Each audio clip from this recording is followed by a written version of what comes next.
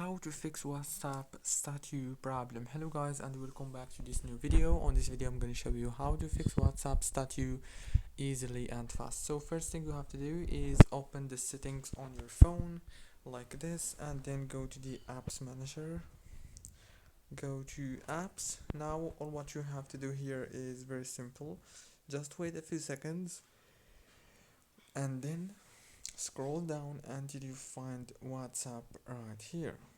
Now all what you have to do is click on WhatsApp and then click here on force stop.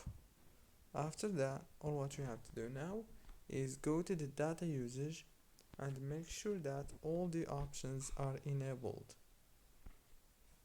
like this.